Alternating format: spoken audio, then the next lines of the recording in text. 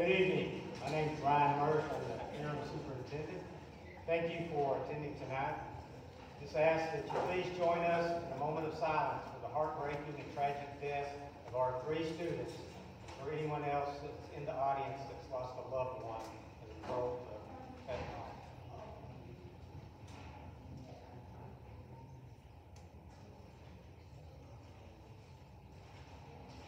Thank you. Fentanyl is not a school district problem. It's not a police department problem. It's not a parent problem. It's a community problem. It's going to take all of us working together to really impact this, and it's a nationwide problem. In 2021, DEA seized enough fentanyl to provide a dose, a lethal dose, for every American in the United States. Every. Can everybody hear me now? Yes. So together, we can make a difference, and we will make a difference. The CFBISD Board of Trustees sends their regrets. They're not able to be here tonight. At this very moment, they're interviewing a candidate for superintendent. We want to thank our partners. We want to thank Chief Arredondo. You raise your hand, acknowledge you. Thank you very much. Chief Thompson, Fire Department Chief. Mayor Baggett.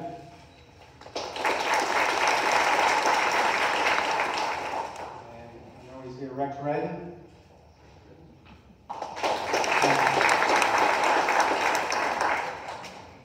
We thank you for your support. Chief Arredondo, we really appreciate what you did and the hard work you did and your officers did in working with DEA. Move very quickly.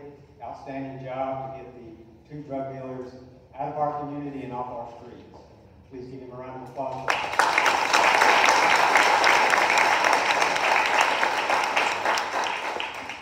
We especially want to thank our principals, counselors, and staff who work every day tirelessly to support our students.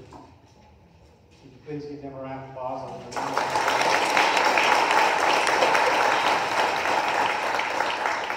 Tonight's meeting is a regularly scheduled meeting of the School Health Advisory Committee or Council. The SHAC is statutorily required council that evaluates student health-related subjects and makes recommendations to our Board of Trustees. The meetings are structured just like a school board meeting, so they are consistent with the statute. For tonight, there are 3 options or 3 opportunities to provide feedback. The first is audience for guests. For those of you who signed up, you'll be able to come up and provide your perspective, share your story. If you don't want to do that, if you're not comfortable doing that, if you prefer to write your questions, we have index cards in the back table. Please write your question on that. We will add it to our FAQ, and we'll put it on our website. The third option is after the presentation, several of our staff members will be out in the hallways. So if you prefer a one-on-one setting or a small group setting, convey any information or ask any questions, we'll make that available to you. So now we'll turn over the presentation to our chairperson for SHAC, April Hoover Christensen.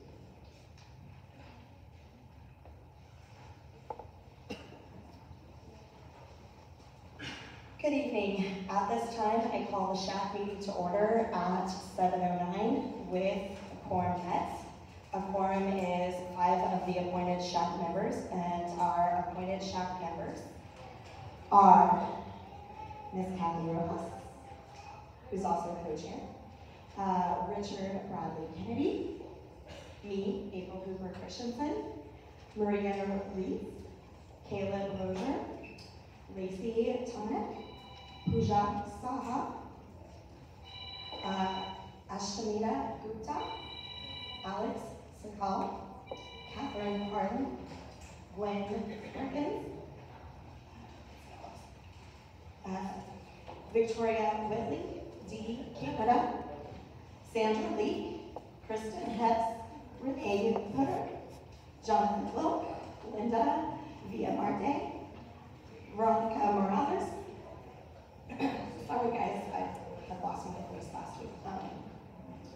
Elizabeth McKinney, Sylvia Mazura, Kim Graham, Wendy Hall.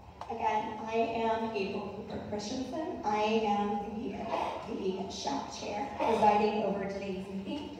Sylvia Mazura, our secretary, is present, and the SHAC appoints Catherine Harlan, who volunteered to be parliamentarian for today's meeting. So welcome everyone to the third SHAC meeting of this school year. If you haven't already, please sign in at the back at that table over there and pick up an agenda and the minutes from the last meeting. The minutes from the October 20th, 2022 SHAC meeting are posted on the School Health Advisory Council website, and copies were available for you to pick up today at that back table. Are there any corrections to the minutes from the last meeting? If there is no objection, the minutes are approved as presented by the general consent. As a reminder, the SHAC members appointed. Oh, thank you, Allison. Thank you. Sorry, guys, this is the most I've had in a voice in over a week, so my apologies.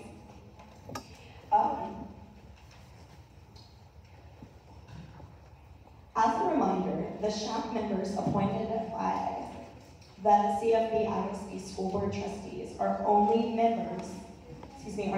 members authorized to make motions, discuss motions, and vote.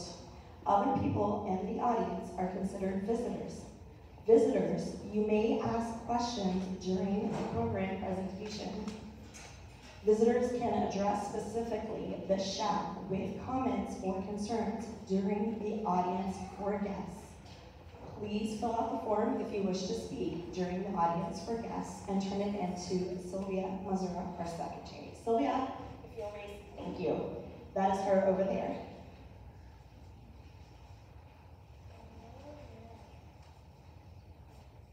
Again, if all of our SHAC members present would please stand.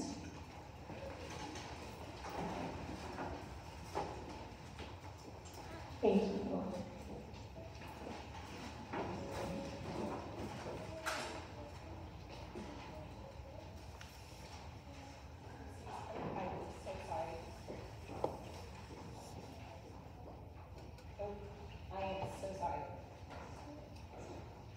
The vision and mission of SHAC.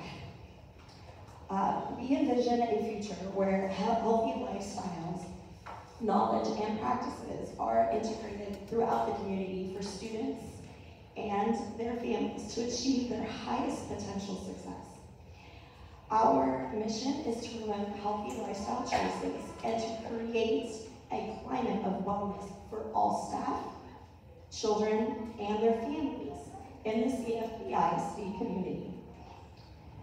The SHAC Curriculum Review Subcommittee met and will have a presentation and recommendation as part of the new business agenda following the program.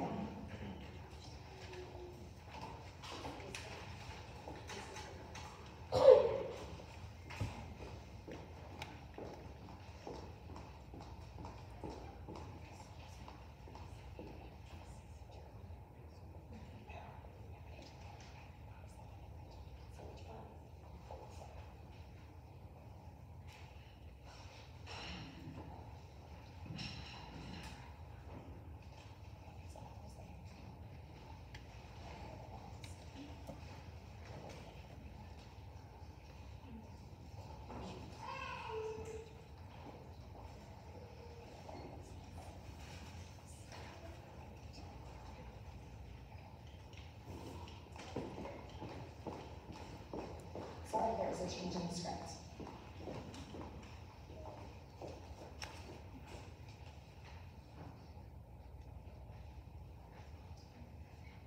The program for tonight is fentanyl. The presenters are Officer Stefanovic and Joe Gillen, Chief of SEL and Post-Secondary Readiness, and Heather Hayes, who is our RN, which is a nurse at Turner High School.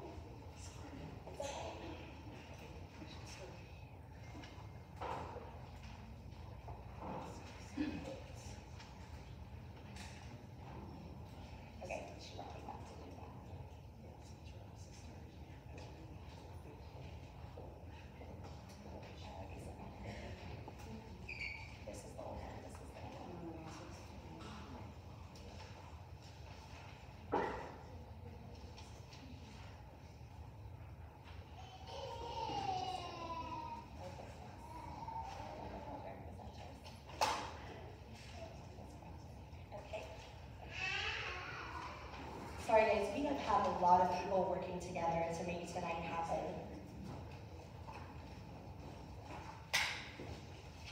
Okay, my apologies.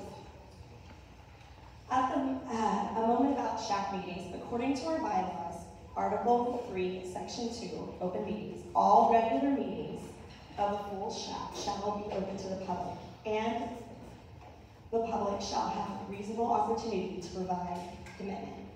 The chair may limit the time given to speakers. Committee meetings may be open to the public at the discretion of the chair. If there are no objections, the chair will set the limit for the audience guests to 30 minutes total. Any objections? We now would like to open up audience for guests. Sylvia, do you have any you wish to speak to?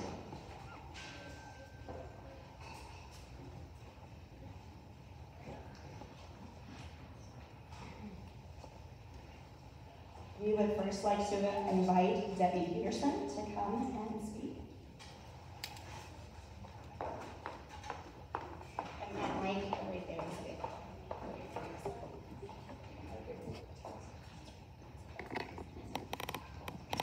You're welcome to use this mic.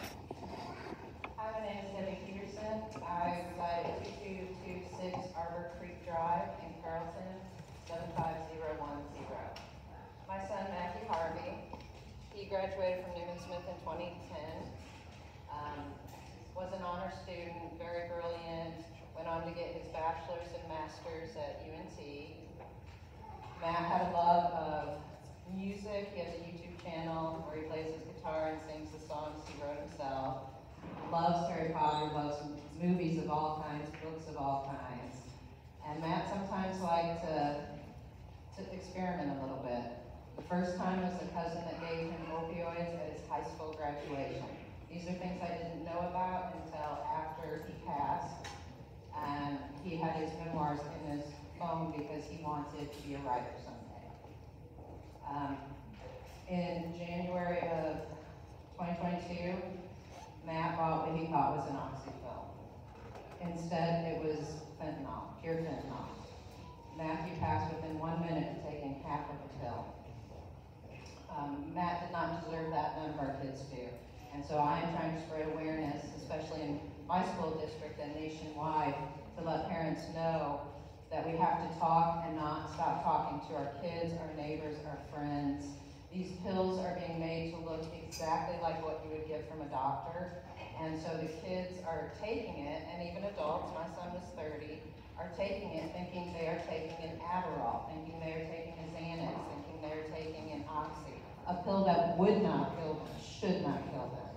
But instead, greed from cartels placing these pills with fentanyl.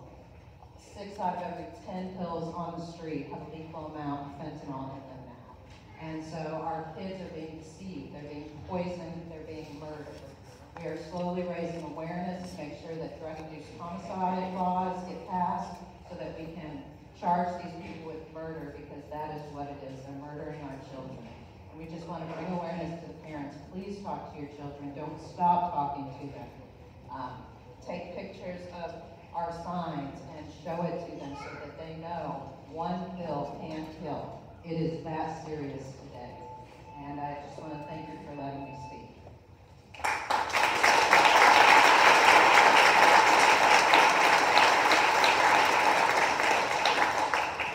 Thank you, Debbie. And now I would like to invite Christina again.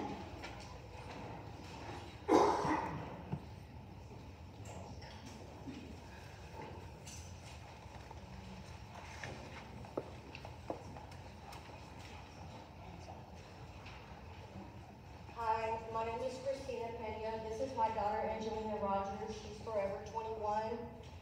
She graduated Newman Smith in 2017. My daughter, she went on to do, after Newman Smith, she went on to do cosmetology, and she was working at Papa John's. She graduated cosmetology in February of 2020, and also became manager at her job. My daughter suffered from endometriosis. In 2019, she got diagnosed with endometriosis. She had her first surgery in 2019 in August. My daughter still suffered a lot of pain. You know, she was a beautiful girl. She had a long life to live. So she kept having a lot of pain. In 2020, we wouldn't tell another doctor again. I wasn't allowed in because of the pandemic. During the pandemic, you couldn't have visitors going with you to the doctors, or even if your loved one's having surgery, you're not allowed to wait, you know, with them in the waiting room or ask questions. I was not allowed to ask anything what was going on with my daughter. I was getting no information. But she had her surgery with endometriosis. They gave her a 30-day supply of Oxy.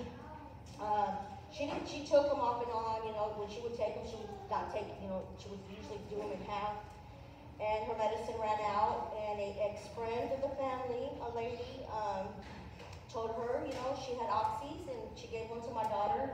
My daughter took half and never woke up. I got a call on October 20th in 2020 from a police officer that my daughter had overdosed and she was in the hospital. I was in shock. My daughter, she didn't do drugs. She didn't like to be around drugs. She didn't like to be around alcohol or anything like that. She kept her circle very small. I was in shock, so I thought when I get to the hospital, you know, I'm gonna walk there and Mom, you know, she's gonna be like, Mom, I'm sorry, I made a mistake. My daughter, she was on breathing machines for 3 days. I spent 3 days with my daughter in the hospital. I begged the doctors, please, do every test you can to on my daughter. My daughter was so far gone, her brain has shrunk to the point that there was nothing they could do. I had to take her off life support. No parent ever should have to take their child off life support. No parent should ever have to bury a child. You know, I have my daughter with me at home. That's where I keep her. I keep her in her urn. She's there with me. We're here to bring awareness. We want to get into the schools. We want to help the parents out. We're trying to bring some awareness into Carrollton. So we're here to help. If y'all have any questions, please feel free to ask us after this, and we're here to help y'all and help everybody out.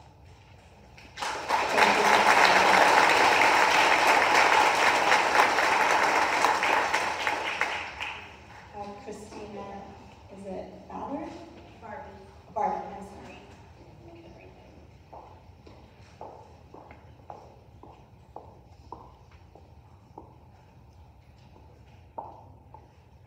Good evening. I just want to thank the families that are here tonight, that have lost loved ones and are sharing their stories. Thank you. I feel there's been a significant lack of communication from the district. After several deaths and overdoses, many of us have found out from the news and through social media that this tragic events have unfolded. I would like to know when you will be addressing and educating our students about what fentanyl is, what it looks like, what it can do, and how to report it, and what resources are you offering. It's my understanding that a few conversations have happened regarding fentanyl with the R.L. Turner feeder schools, but not district-wide, certainly not at our schools. As a parent, we would also like the opportunity to have the information that's presented so we can reinforce that messaging and work together as a community. I feel there have been several missed opportunities to address this topic and to reinforce the messaging throughout the year. There's Fentanyl Awareness Day and Prevention Day on August 21st. There's Red Ribbon Week, which all I know about it is that the kids get to dress up, but they never talk about what we discussed. I ask that the district be proactive, communicate more often, and offer more transparency. Thank you.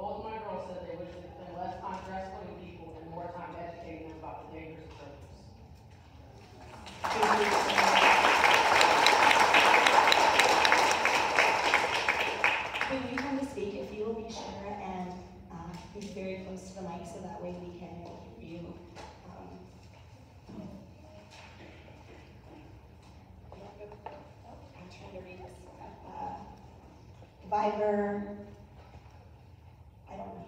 That's okay, I'll pronounce. Thank you, sir. I'm not trying to be rude. Oh, no, that's okay. That's really okay. Hi, my name is Lieck. I'm a parent of a student on her. I had another kid who went on her a few years ago, who's at the University of Texas right now. We like the schools, we like the school district a lot. We've been in the school district for a long time. But I second what the lady just, a couple of people before me said, communication has been really poor. I found out through my kid that this happened, and then I kind of Googled it and saw what had really happened. There was no real communication. I mean, this is a pretty serious and big incident, and having 3 kids die, 6 in the hospital, there's got to be a more concerted effort. It just feels like it's kind of floating out there and kind of, you know, blending into the noise of the national pandemic of this drug. But we need to figure out, you know, at a local level what we can do.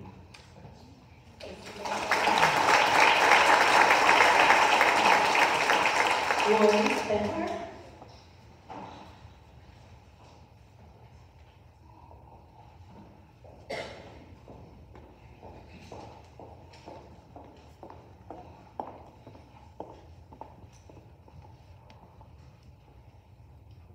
I do not have a tragic story to tell, but I did go to a junior high school where we had locker searches for drugs. I knew about children who were taking what everyone called speed. I am very encouraged to see everyone who's here, but I agree that we need more communication. We need to make sure that we clearly communicate everything. If you want the community to know the truth and not be spreading rumor and innuendo, then I would encourage all of you in SHAC and with the school district to openly communicate with the parents. I will echo what was said about Red Ribbon Day. I haven't received a great deal of information of what's discussed in the school. It is a week where the kids dress up, and what we're told is that it's drug awareness. But as a community, one thing that we are having to work against is not just educating our children not to take pills from other people, whether they trust them or not. Because quite frankly, you or I could accept a prescription pill from another adult that's not been prescribed for you, think it's safe, and end up in a situation where your family has to make a very tragic decision that basically takes you out of your family's life. Children not only need to know about that, but one thing that we need to counteract is this belief that there's some sort of coolness to taking drugs. And I don't know who started that, but I heard that when I was 12 years old. I'm now 53. This has been a problem that's been going on for a long time. This is something that we really need to come together to fight. I unfortunately cannot say that I have some solution or some brilliant idea, but I'm very concerned about the situation, and I'm glad that this meeting's been called because we need to do something now. We can't wait another minute. We can't lose another child, have another child hospitalized. That's all. Thank you.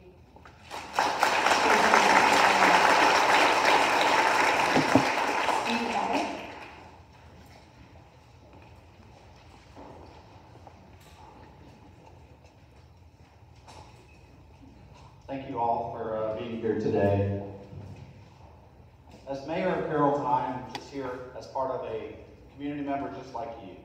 Our council, our mayor, our staff, our police chief, our fire department, our paramedics, we are all here to ensure that we continue to work as a community to raise that awareness that's been talked about tonight, to continue to focus on it, to partner with our school districts, stronger now than ever, and more so as we go forward.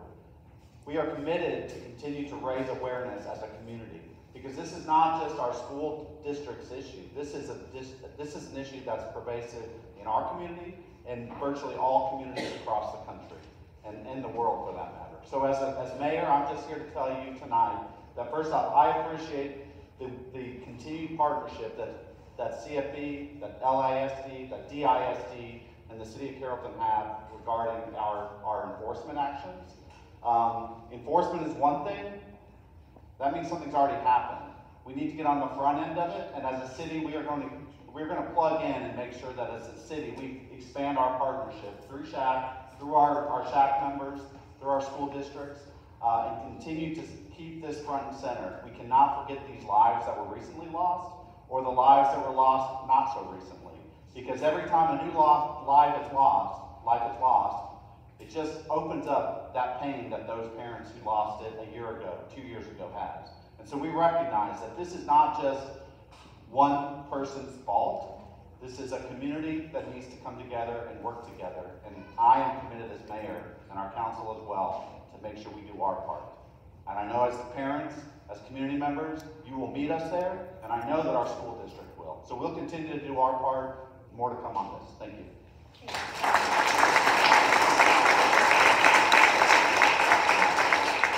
Now our witness.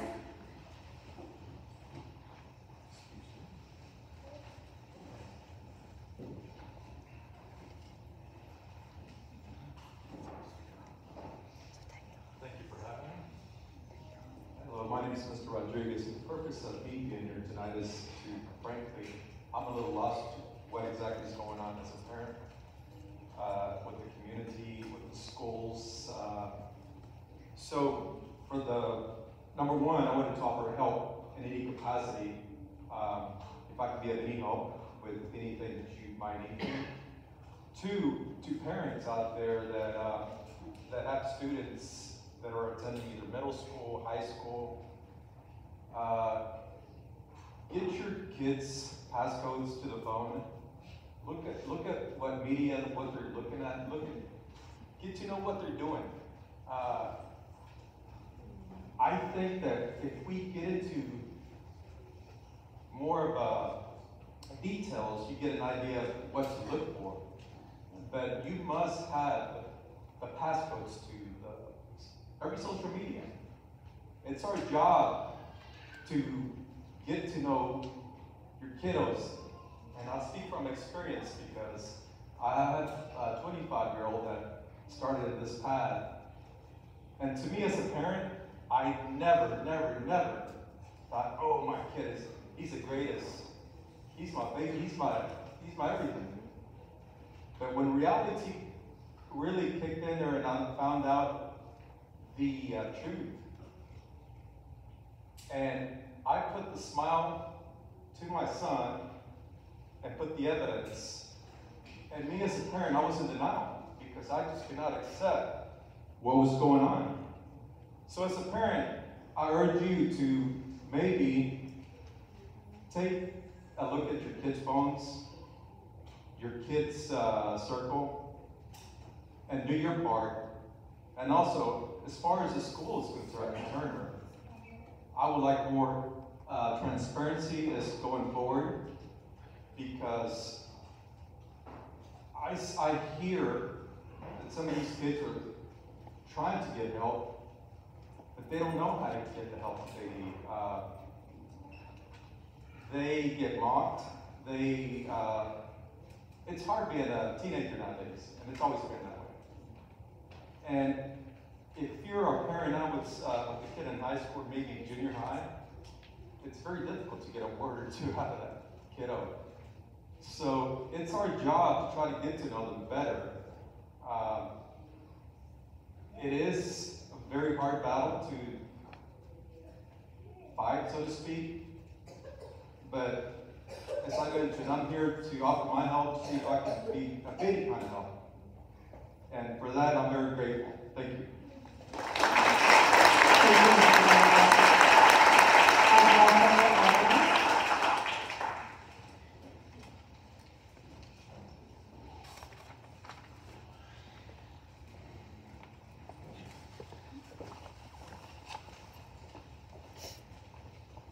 Hello, my name is Alvarez. I lost my daughter in May of last year. She was 18 years old, fentanyl poisoning. And the only reason I'm here, I felt compelled to be here to show my support for the family members that are here, to let them know that they're not alone and that we love you. And I want to also be an encouragement to the parents that are here. I believe that everybody that's here this evening has sacrificed time. And there's nothing more valuable right now than time. And we've had to be to share that time with our own families first. Start bringing the awareness to our own families, and bring it out to the community. Because we're in a real war here, people. And this is a drug war. It's taking our children. So I'm asking y'all to get involved in awareness, get involved in a group that would help you, and start at your house, start with your children. If you can just save one life, it only takes 2 people to make a generation. 2 people. If you can just save one life, then that makes you a superhero. You're a person who changed a generation. And if you gotta look at it like that, it's not just gonna be the people who you think are gonna do it. I never thought my daughter. Never. That's my baby. She's gone. And because of her, I'm out here today to hope to save your children's lives, to help to encourage you to change, to have reform and change. But in order to do that, we have to communicate with people. Don't let communication leave your family. Sometimes we want it our way, not their way. So we don't want to listen to our kids anymore. One thing that I do with Abigail is I would listen. And that's something we need to do today. We must change the way we speak to our kids and just listen to them. And I think that's very powerful. I'm honored to be here for y'all. I live in Fort Worth. I drove over here for this one reason, to show my love and support to each one of y'all. And I'm praying for y'all. And we'll be here after if y'all have any questions. Thank you.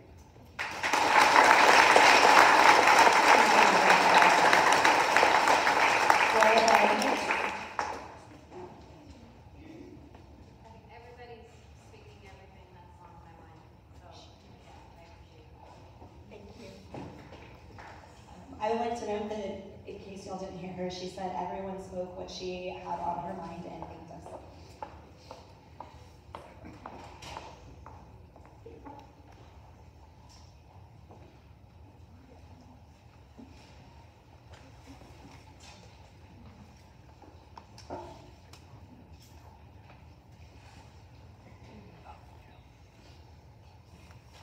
The program topic for tonight is fentanyl.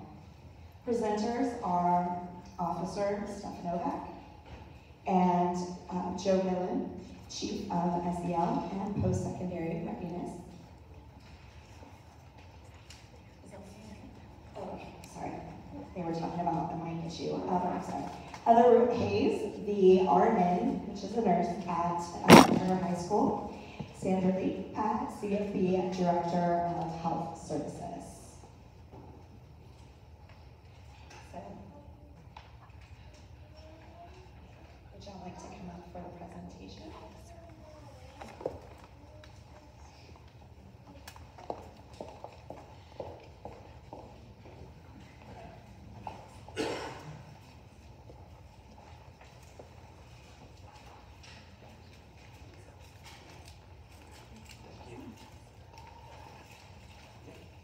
Hello everyone, I'm Officer Stefanovic. I'm the School Resource Officer at Turner High School.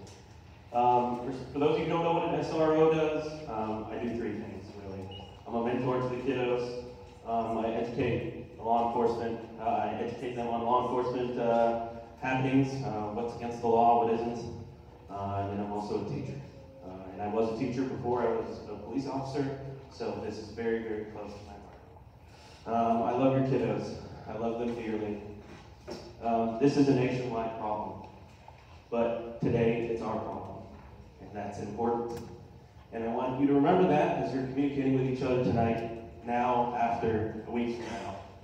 Your kiddos matter. Be gentle with each other. We're all working very hard, I assure you. Me, my chief of police, my sergeant, we're all working so very hard to solve this problem. And it's a nationwide problem, but it's our problem today.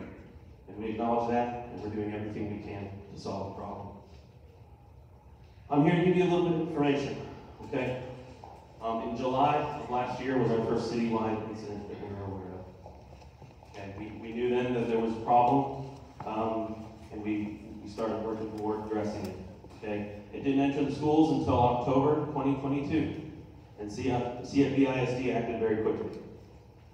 We put Narcan in the schools, which is presentation will demonstrate later how important that is. It's a life-saving device. It starts the breathing when someone has ingested these synthetic opioids, fentanyl, and that's important because you stop breathing and Narcan resuscitates you immediately. You'll see it in the video later. We had community meetings in November, which was shortly after, obviously, the incident in October. They were in Creekview, and I think there was also one that I might be speaking on that, but there were two meetings. I'm not going to comment on our ongoing investigations. There are numerous investigations, but I will clear up some misconceptions, okay? We have never actually used Narcan on our campus. All of our Narcan has been administered by our wonderful fire department back there out to folks out on the streets, okay? And there have been absolutely no deaths on any campus. I think there might have been some confusion on where this was taking place. No deaths on any campus. Last, we need to work together. Have conversations with your kiddos. A gentleman said, ask them for their passport. Go a step further. It's your phone. You own it if you're paying for it. Open that phone. Do everything in your power to have those conversations with your kids. They're going to be messy. There's going to be tears. There's going to be yelling. There's going to be arguing. But it is so much better than hearing what these families have to say. And I will be there every step of the way. If you want to come to Carl Turner and have an hour-long conversation with me at 4:30, I will be there till 5:30 talking with you. And we can go through the phone together, we can educate each other, and we can show your kiddos how important these conversations are. Okay, but you've got to be brave. It's not going to be easy. And when a kiddo comes into my office, it's never easy. I love them to death, but sometimes we have to have tough conversations with them. That's all I have to say. Keep loving your kiddos, keep sending them to me, and I'm going to love them just as much as you do. I promise.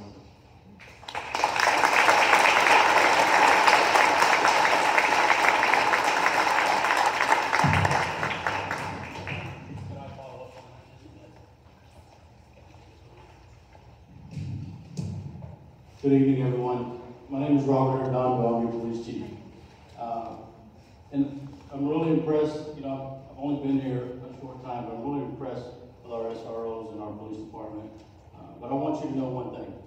You have my commitment.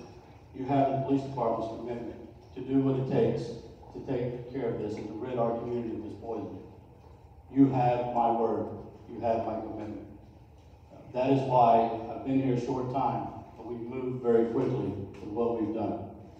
It is through our partnerships with you, our community, our partnerships with our federal agencies, and our partnerships with the other local agencies in our DFW area. That's how we're going to be successful. One thing that I've learned in my almost 26 years of law enforcement experience is that we are better together. We do not have enough police officers for every street corner. We do have citizens on just about every street corner.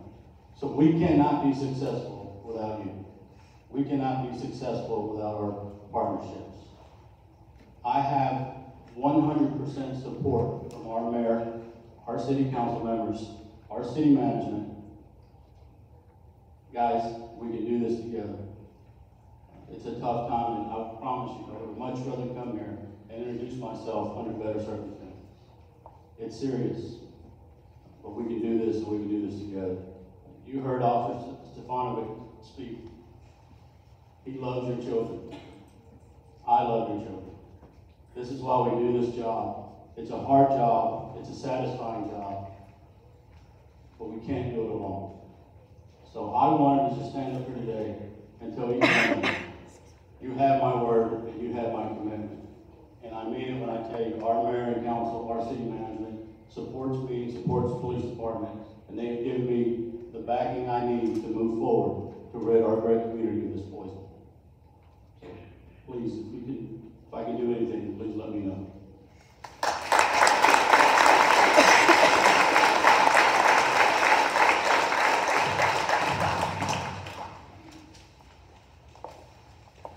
Our SROs and CFB are absolutely the best. At all of our campuses, and appreciate everything they do. Thank you. I'm Gillen, and I'd like to introduce to you our team of specialized counselors. Melanie Williams, coordinator of school counseling. Lynn Torres, coordinator of mental health and behavior. Tina Smith, Employee and Staff Support Counselor, Courtney Perkins, one of our 5 district crisis counselors, Monica Bellin and Heidi Whitehill are licensed chemical dependency counselors. In light of the recent weeks and events, we know that we have been vigilant in the care of our students, families, and staff.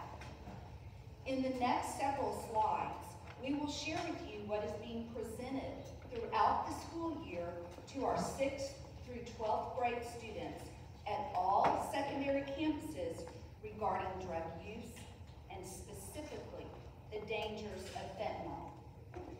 This nationwide epidemic is an unwelcome evil.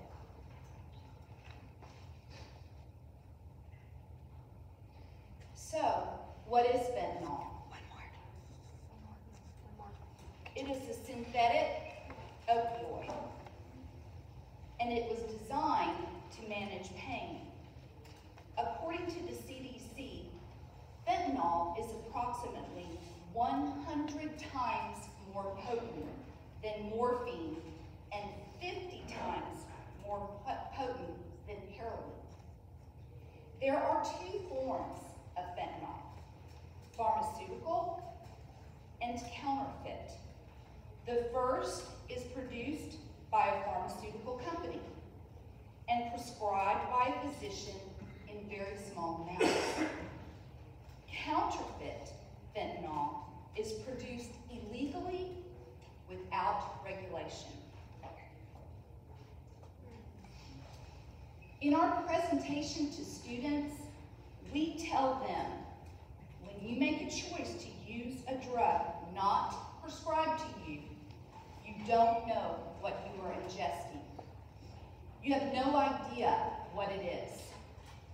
When looking at the image on this screen, can you tell which one of these pills is pharmaceutical or counterfeit?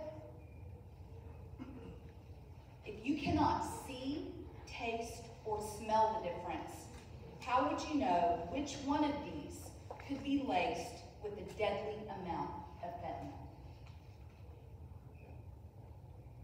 According to the DEA.gov, recent data shows 6 out of 10 counterfeit pills are laced with fentanyl.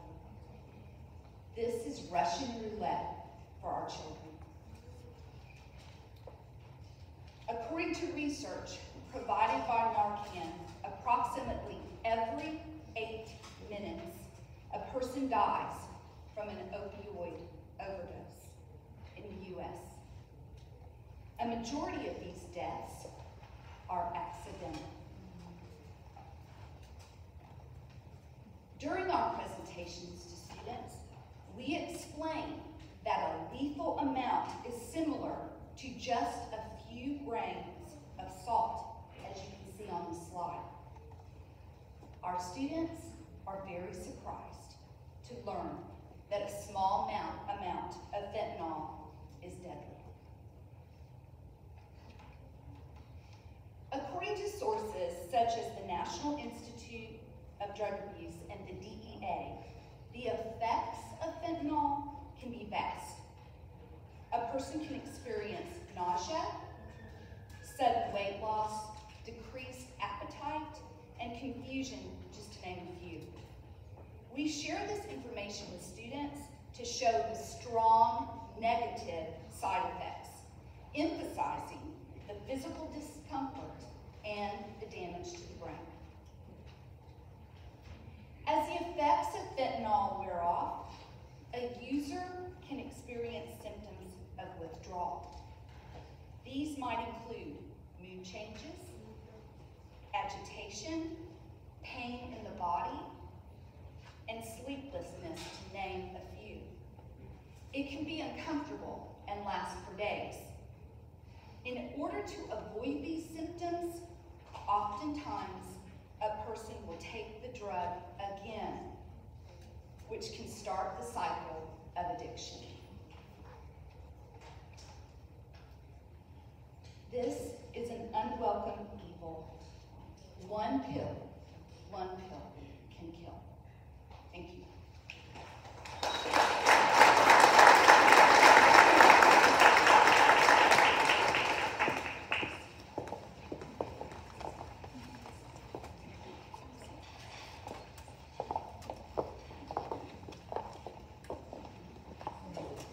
We'd like to welcome Heather Hayes and Sandra Lieck.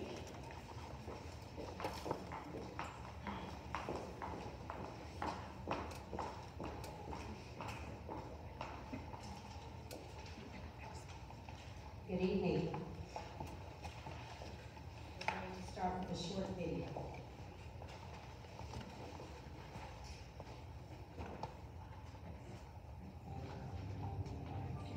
The drug landscape has changed. Illegal fentanyl has made its way into the drug supply. And it's a danger you might not see coming. A synthetic opioid up to 50 times stronger than heroin, up to 100 times stronger than morphine. It only takes the tiniest amount to cause a fatal overdose. A fraction of a raindrop, or 3 grains of salt. Your drugs don't come with an ingredients list. Although fentanyl is being mixed into almost every kind of drug, you wouldn't be able to see it, or smell it, or taste it. Fentanyl is one of the most common drugs involved in overdose deaths. Know the dangers. Learn the facts about fentanyl and ways to protect yourself at cdc.gov/stop-overdose.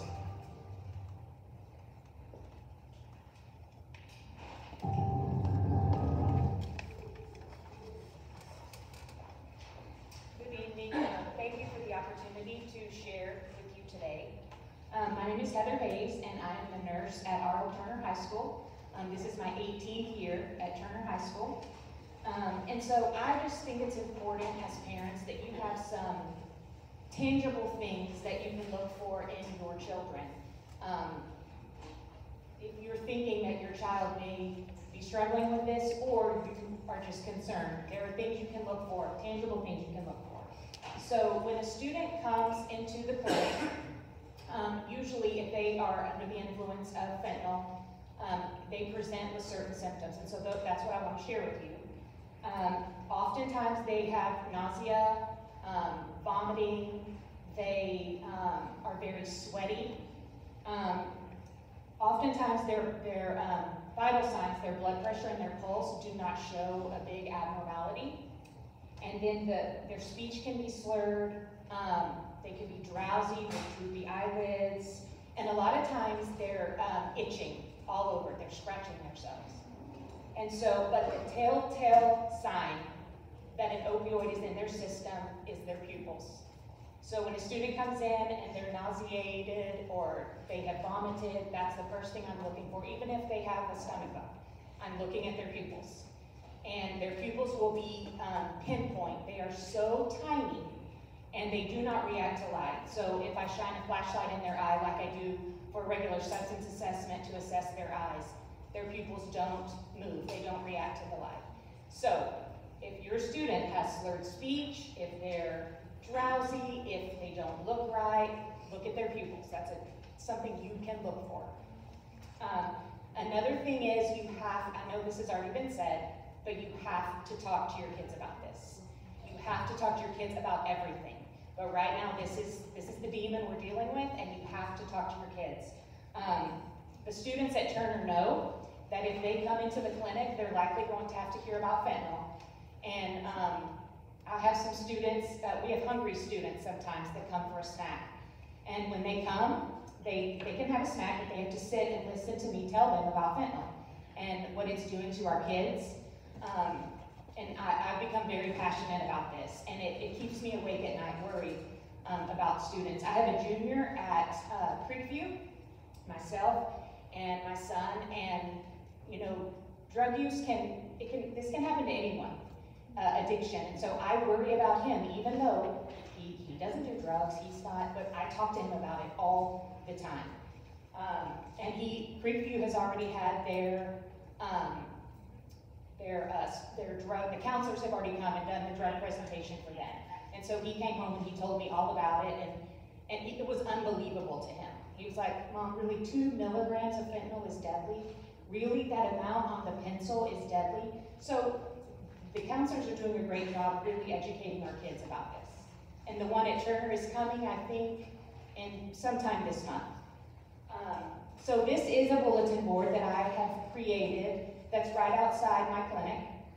And I put a ton of information on there so students can walk by and see a little bit of it at one point. They can come back and see another part of it. But I went online and read news story after news story and printed pictures of students, mostly, whose lives have been taken away by this poison.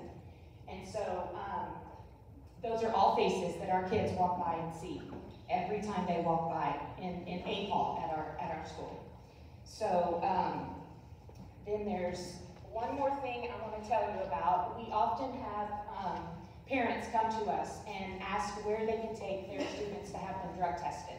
So I've been doing some research and I found one resource. You can always call your child's pediatrician and tell them that you would like your student to be drug tested. They can order the labs and you can have that done. But it's very important that you get the right drug test, because fentanyl is only picked up on a 16-panel drug test or higher. It has to at least be a 16-panel drug test.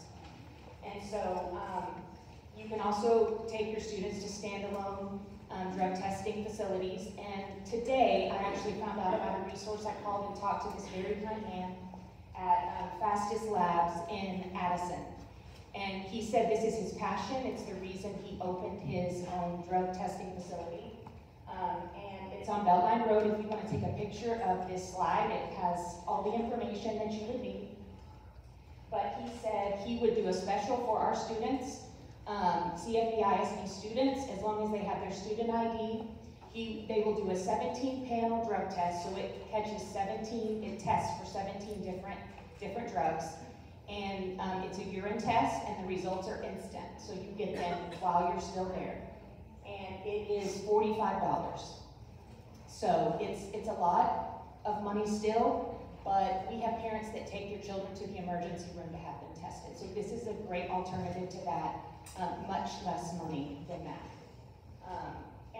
He also said that there are drug testing counselors there that can tell you which kind of drug test is recommended for your child. There are different hair tests, saliva tests that will pick up, 90 days this drug has been in your, it'll check the past 90 days or the past 60 days. They can even do tests from under their fingernails.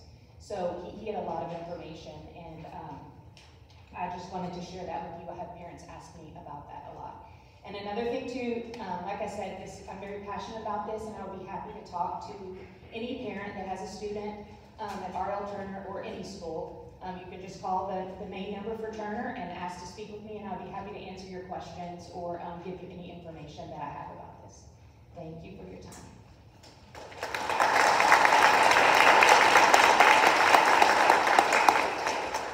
Well, thank you, Heather. We all work very collaboratively with our counselors and our SROs, and as you can see, Heather's very passionate about this topic.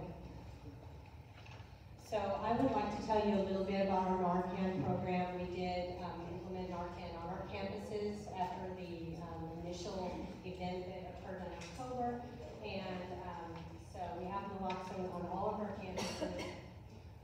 It reverses the effects of an opioid overdose, and anyone in Texas can be trained to administer it. We chose the nasal formulation because that is much easier to administer, and anyone can be trained to administer that type of formulation. It will not harm anyone if they haven't taken opioids, and of course, we have not had to administer it on any of our campuses.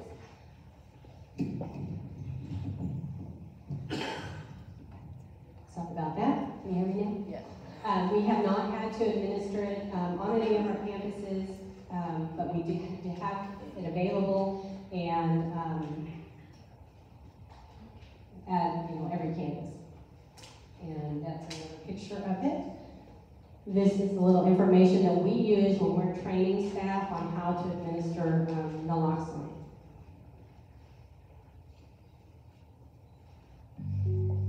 Narcan nasal spray is not a substitute for emergency medical care. As with any drug, you need to be aware of important safety information concerning its use. Please see indications and important safety information at the end of this video. Also, please see accompanying full prescribing information in the use of this product.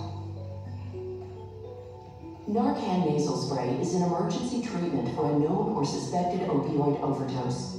The appropriate use of Narcan nasal spray can help you save a life. Narcan nasal spray is not a substitute for emergency medical care. As with any drug, you need to be aware of important safety information concerning its use. If you encounter someone who is unresponsive and you suspect an overdose, first shake their shoulders and shout their name. Kevin. Ask if he or she is okay. Hey, can you hear me? Check for signs of an overdose, unresponsive to touch or voice. Breathing is slow, uneven, or has stopped. Snoring, gasping, or gurgling sounds. Fingernails or lips are blue or purple. Administer Narcan nasal spray as quickly as possible if someone is unresponsive and an opioid overdose is suspected, even when in doubt, because prolonged respiratory depression may result in damage to the central nervous system or even death. Lay the person on their back to receive a dose of Narcan nasal spray. Remove Narcan nasal spray from the box. Peel back the tab with a circle to open it. Remove and review the printed quick start guide inside the package. Hold the Narcan nasal spray with your thumb on the bottom of the plunger and your first and middle fingers on either side of the nozzle. Do not press the plunger to test or prime the device. If you do, you will waste all or part of the dose of medication. Tilt the person's head back and provide support under the neck with your hand. Gently insert the tip of the nozzle into one nostril until your fingers on either side of the nozzle are against the person's nose. Press the plunger firmly to give the full dose of Narcan nasal spray. Remove the device from the nostril after giving the dose. After you have given this medication, seek emergency help right away. Narcan nasal spray is not a substitute for emergency medical care. I'm with somebody who stopped breathing. I think they had an overdose. Move the person on their side after giving Narcan nasal spray. If possible, put their hands under their head and bend their upper leg forward. This helps prevent the person from rolling onto their stomach. This is known as the recovery position. Continue to watch the person closely. If they do not wake up or respond to your voice or touch, or if they do not seem to be breathing normally within 2 to 3 minutes, use a new Narcan nasal spray to give an additional dose in the other nostril. Acute opiate withdrawal symptoms may occur from use of Narcan nasal spray in patients who are opioid dependent. Symptoms include body aches, diarrhea, increased heart rate or tachycardia, fever, runny nose, sneezing, goosebumps, also known as piloerection, sweating, yawning, nausea or vomiting, nervousness, restlessness or irritability, shivering or trembling, abdominal cramps, weakness, and increased blood pressure. When the emergency is over, put the Narcan nasal spray back in its box and throw it away in a place that is away from the reach of children. In addition to watching this video, please read the quick start guide that comes with Narcan nasal spray before using it. Talk to a healthcare professional if you have any questions about how to administer Narcan nasal spray. Narcan. Now this is an example of Narcan being used in the field. It shows how quickly fentanyl can stop breathing and also shows you how quickly Narcan can restore breathing.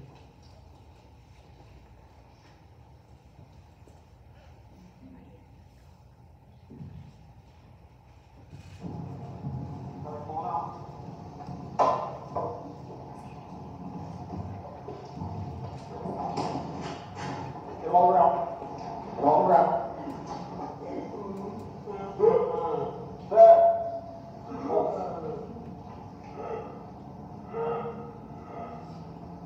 What's his medical history? I don't know. He just picked up 10 minutes ago. You just picked him up? Yeah, he's like, I need some money. He told me to work, and I said, yeah. He's got a pulse, he's breathing, so. You grab bro.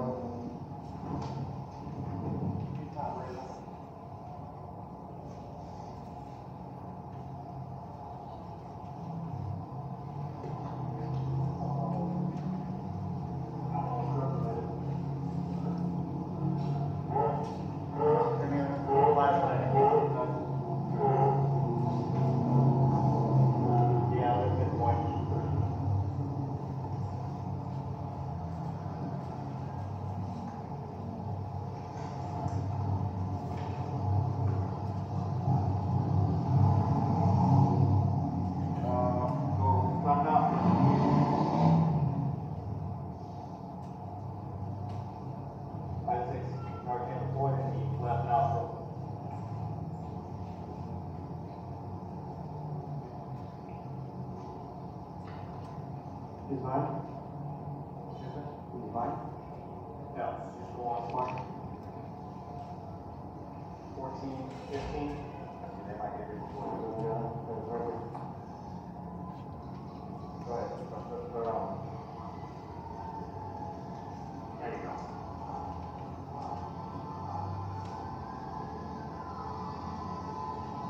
There we go, hold on.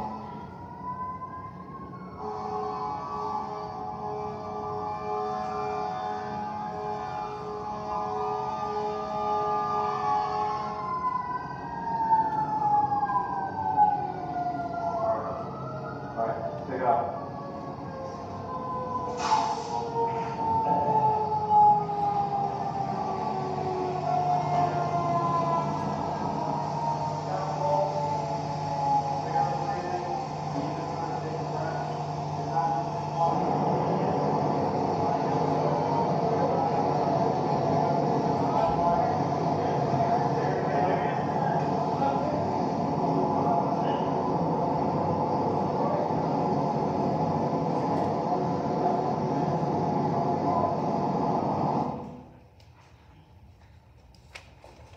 The goal of Narcan, of course, is to restore breathing. And then to conclude, I'd like to introduce Dr. Gillen.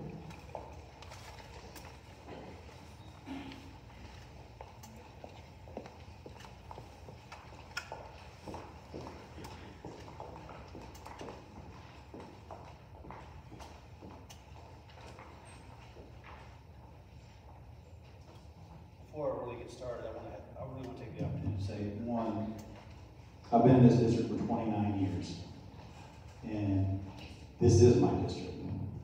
These are my kids. We love your kids. Starting out in elementary all the way to high school. Everything we do every day is about making sure our kids are safe, making sure our kids are loved, and making sure our kids go back home to you. So this hurts. We're all hurting because we have a deep love for our community. And being here 29 years, I mean, these are my babies too. I have 3 kids in the home. I have 4 grandkids. And every single day, I enjoy coming to work because of what we do for our kids and what we're going to continue to do for our kids. We're going to fight.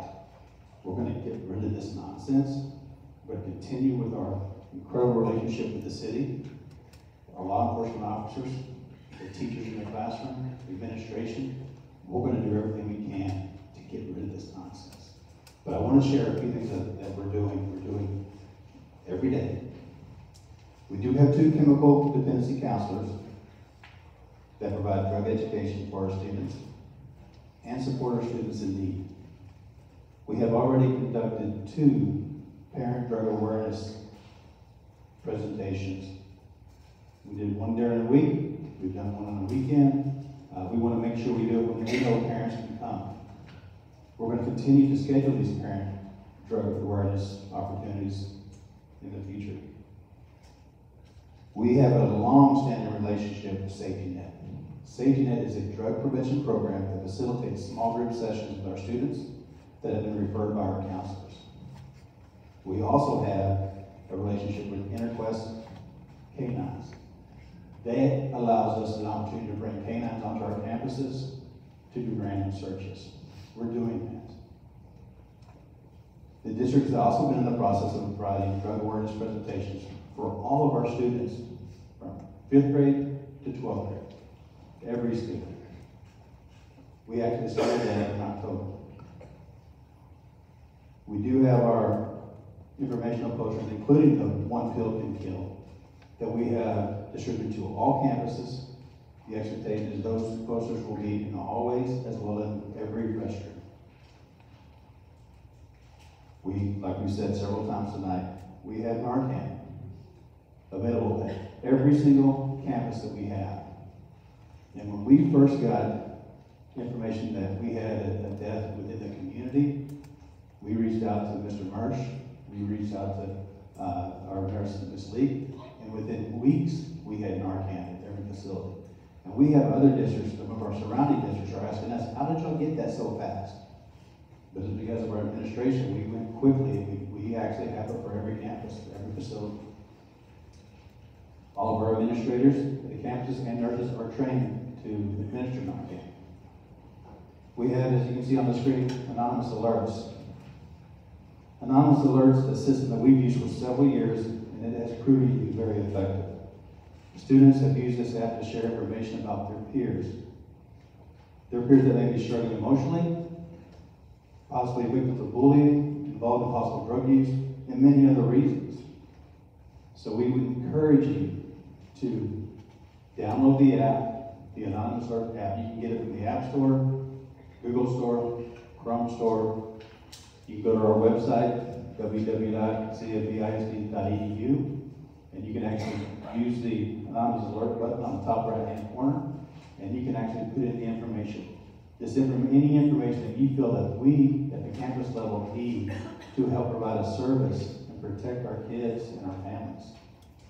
So we are going to continue to fight with you and continue to fight for you. And that's what I have for tonight. But just know that CFB staff is doing everything we can. We're doing everything we can to make sure we continue to strengthen our partnership with our families and the community and with our students in our classrooms. We love everyone in this room tonight. We always have and we always will. But we love your kids. Your kids are our kids. Thank you.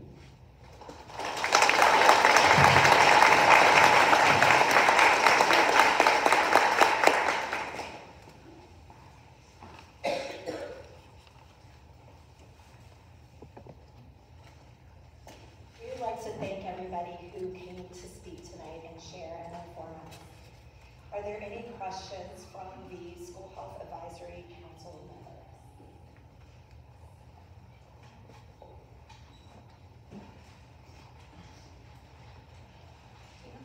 Sure. I'm way too short for this. Hi, my name is Kathy Riojas Crespo.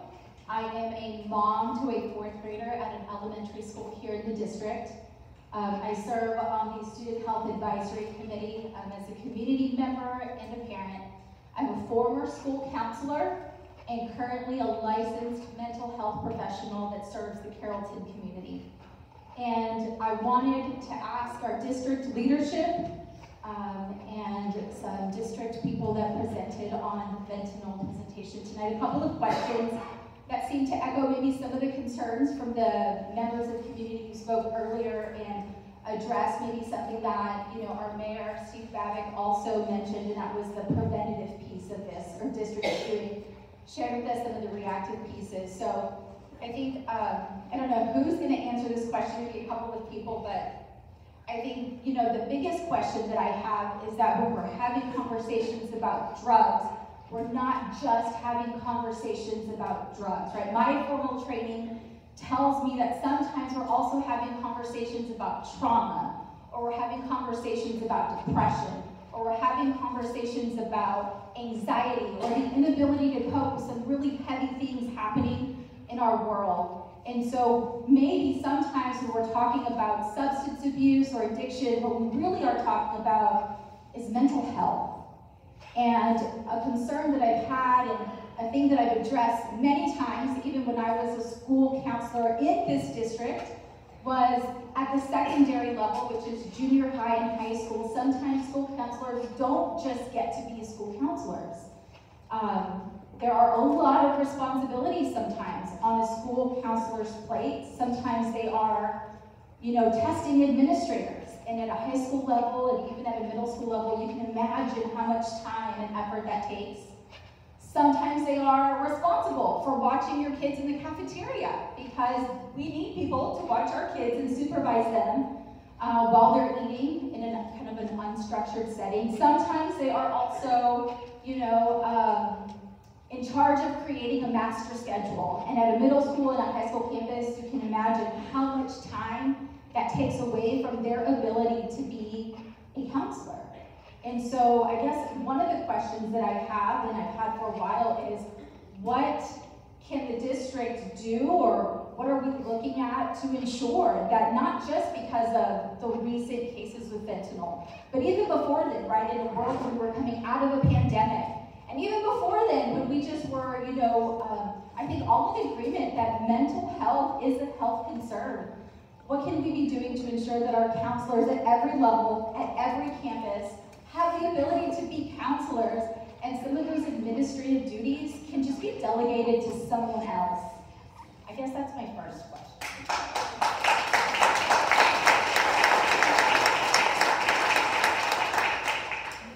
So I appreciate that question.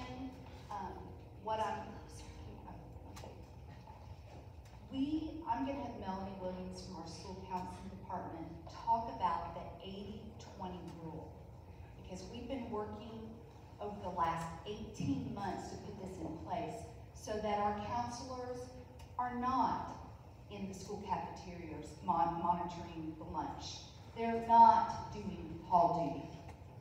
They are working with our students and helping them with mental health issues, because we know that that is the underlying reason and cause many times for drug abuse. So I'm going to let Melanie talk a little bit because she is the expert and she can give you specifics on what we're doing at our campuses with our counselors. Melanie? Hi, Coach. Thank you for the question. So we have, Texas has the 80-20 rule, meaning counselors should be spending at least 80% of their time on counseling-related duties as defined by the Texas model. And we've had training for all of our counselors and administrators in the district to talk about what are counseling duties and what are considered non-counseling duties. And some of those non-counseling duties would be like lunch duty, anything that falls under supervision of students or instruction, acting as a substitute teacher. So we know that 20% of a counselor's time by the state mandate is supposed, or less than that, is supposed to be spent on non-counseling duties. So not only have we had training, our principals have done some amazing rearranging of job responsibilities this year. We are monitoring our counselors' use of time. They submit weekly logs to us so that we are able to determine how much time is being spent on counseling duties versus non-counseling duties. And we're keeping an eye on that. We have opportunities for principals to consult anytime they have questions on how things may be reallocated or ways that we can work within a system.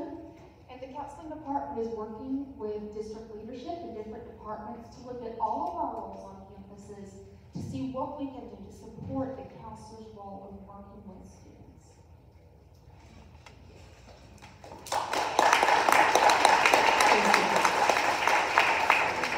I believe we have another question from the chat. Okay.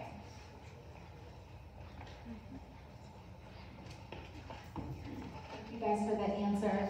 Another question that I, just kind of came to mind as I was listening to some of the comments from maybe parents of students in our district now, and there was this theme in some of the conversations where parents were saying, hey, in October, I know there's this Red Ribbon Week thing, and I only really know that it's the day where my kids maybe go to school in pajamas, or it's the day where my kids maybe get to dress up as something they want to be when they grow up, or it's that week where I have to get all of these things ready as a parent.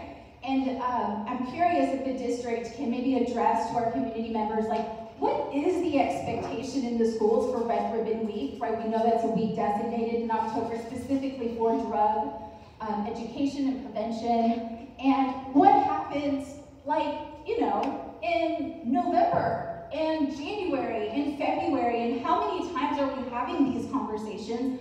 What happens when maybe a kid is just absent on the day where maybe a drug presentation is given to an entire school? How are we ensuring that every student, is listening or has the opportunity to hear? And, as a mom to a 4th grade boy, sometimes I have found in my home that I have to say something maybe 10 times before my kid is actually listening to what I'm saying. And so while I think these presentations are great and I think they're important, I just wonder how many times are we, providing opportunities for our students, because maybe the first time they're kind of checked out, maybe the second time they're really thinking about their chemistry grade, maybe the third time they're really worried about, maybe a conversation that they've had with a friend. And so I'm just curious about some of those questions from the district perspective.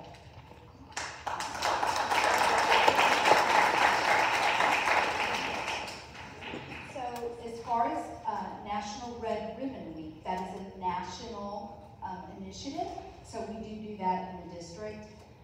Students love to dress up, and that is how we get their attention. So they're excited on each of those days that they get to come to school, whether it's crazy socks, a funny hat. But what we know is that helps to grab their attention, and each of our campuses is responsible for what they do that week, what presentation they put on. And our school counselors are in charge of what that looks like. So we want each campus to have the ability to do things, special things for their students and the audience that they have at their campus. Melanie? Yes, in addition to that, this year, because of growing concerns, we have had our chemical dependency counselors go to every secondary campus. We're also looking at the way to present to fifth graders in a way that's developmentally appropriate, but that is going to keep them safe. We are consulting to ensure that we are giving the best messaging to our students, and wanted you to know that we do appreciate feedback on what you hear and see. And if you have any questions, we invite you to reach out to us. We do want to give the best services to your students.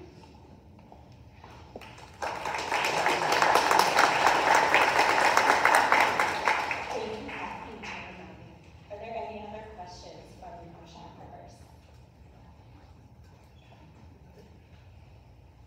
The remaining items on the agenda are SHAC business.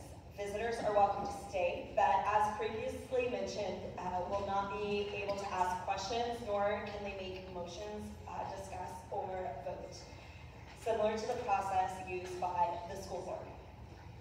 We will take a couple-minute break for those interested in continuing the fentanyl discussion to reconvene in another room, and the SHAC business meeting will continue in this room. Thank you. Just want to make a couple comments, remind everyone, if you do want to provide some information to us, provide a question, we've got the index cards in the back table, please do that. If you want to talk to a staff member, we're going to have several out in the hall. You can provide additional information or have questions and have one-on-one conversations. Families, we thank you very, very much for coming out. And we are going to do better. We've got a lot of good things going on in CFB, and we haven't communicated as well as we can, and we're committed to communicating more and doing better and doing more. Thank you very much, and good night.